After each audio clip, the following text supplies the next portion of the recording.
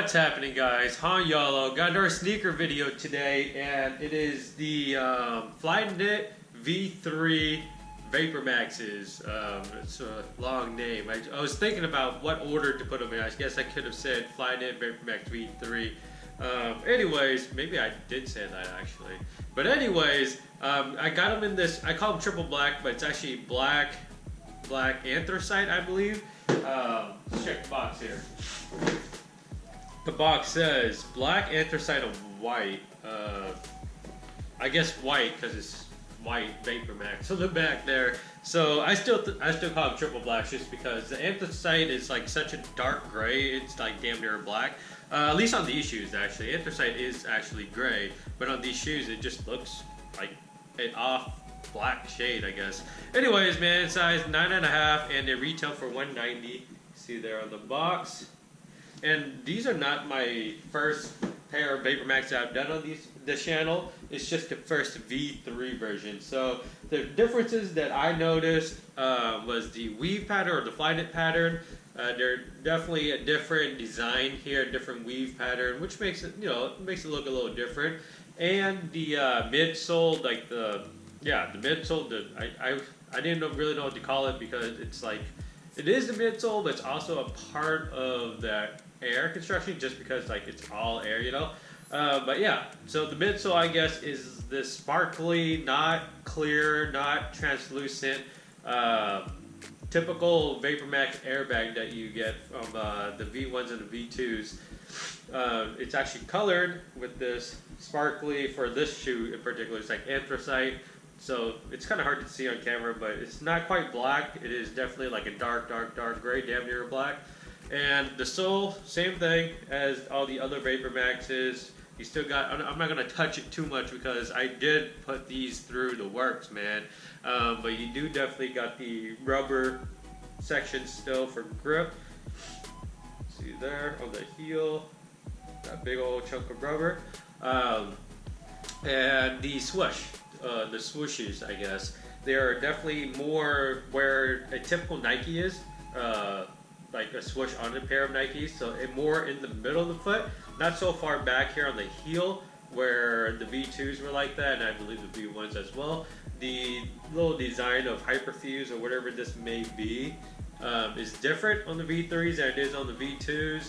I'm not sure if the construction for the heel is any different, but the protective outer layer is definitely different than the other ones. And I think on V2s it did have Vapormax there on the heel, whereas on this V3 it does. It's not reflective or anything, it's just printed on white. Hopefully my GoPro doesn't die. And it says Vapormax right there on the heel here. You can see that. And that's embossed into the little heel cup construction. You still got that heel or that toe cup right there, toe cap, I suppose. Kind of just added durability and adds rigidity to the toe area. It kind of just keeps it formed that way, or at least I'm assuming that's what it's for, because it'd be kind of weird without it. Then you got this reflective Nike like air branding there, and behind it is that reflective foil looking thing. Flywire, all black. You see that there? And my camera is dying. Hopefully it doesn't die right now. But inside you got Vapormax. Oops, move the tongue out of the way. You got Vapormax in white. So I said that I did put these through the works, and what I meant by that is I took these to Japan with me. I was there for a little bit over a week, and every single day, man, it was so much freaking walking, like a ton of walking. Our light day was I think it was the minimum on our light day towards the end of the trip was about 11 miles still of just walking. I was wearing my Apple Watch and like recording the whole time. I was kind of curious, but also I just wear my Apple Watch all the time anyway, so I was just checking it. But our lightest day was about 11 miles.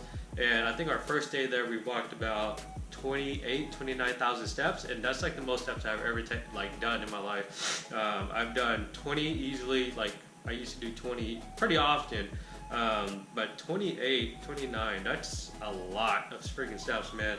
And for like the first part of the trip, like these were killing my feet, man. Like I don't think they're made for that much walking. They're honestly not a good walking shoe. And if I was to go back and do it again, I would not take the Vapormaxes, man. Cushion is on point. Like every time my foot landed, every time I like had to hop off the curb or whatever, this provided absolutely great cushioning. But just like how Vapormaxes fit with my feet, they're not all that comfortable for like that long of a wear. Just because I feel like, so I said something about there's this weird hump, I suppose, in my midfoot, on the outside of my midfoot when I put these on.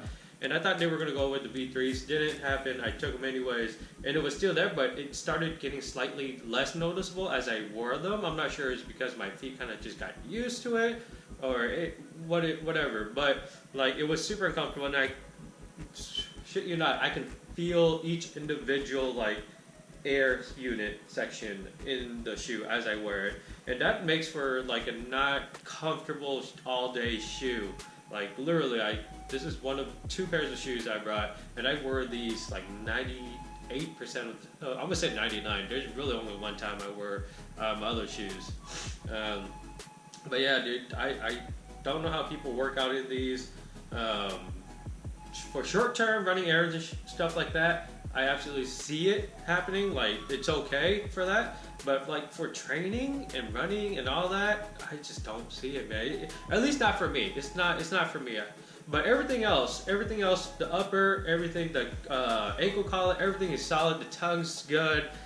Lacing's good. You just gotta double knot them. My girlfriend wore the Vapormax as well, and she doesn't double knot her shoes, so she was constantly just like tying her shoes like the entire trip. I was like, just double knot them. They won't come apart, or they won't come untied if you double knot them. And so she did, and that fixed the problem because these laces, man, they don't stay. No matter how tight or how tightly you lace them or tie them, they just don't stay, man. But yeah, let's go to the on foot, man. I talked a whole lot. Let's go to the on foot, and we'll come back and wrap it up with the sizing and all that.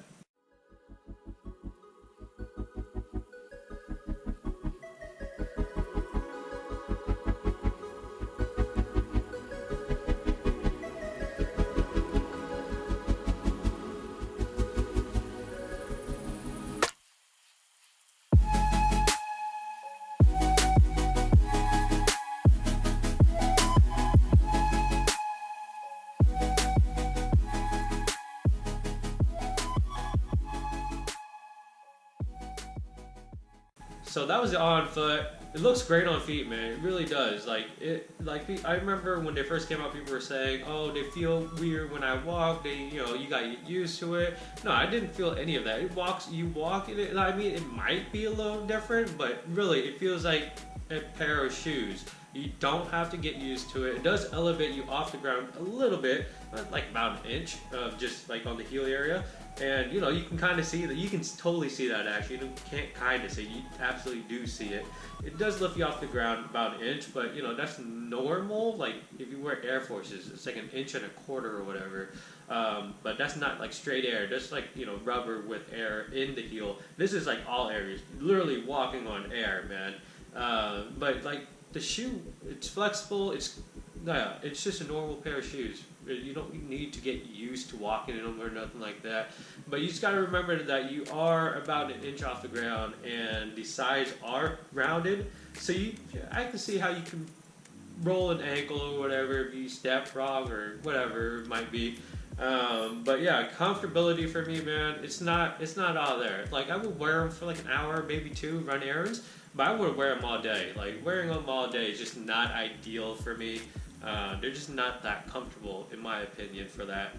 But they definitely do look good on feet. I like the way they look, and I have tried many times with other pairs, just because I really, really like the way it looks. I really like how it just looks nice, and the breathability and everything being Flyknit, it is great.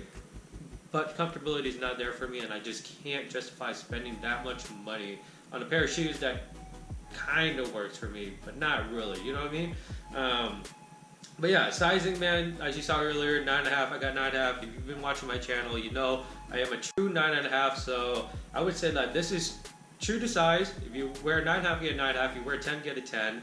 Yeah, man, just not a whole lot else to say about this. If you guys have Vapormaxes, please leave in the comment. Tell me what you think about these shoes. Are they comfortable? Do they work for you? Do you feel that weird like hump on the inside once you put your foot in? It's always on the outside for me. Both feet on the outside, about mid-foot.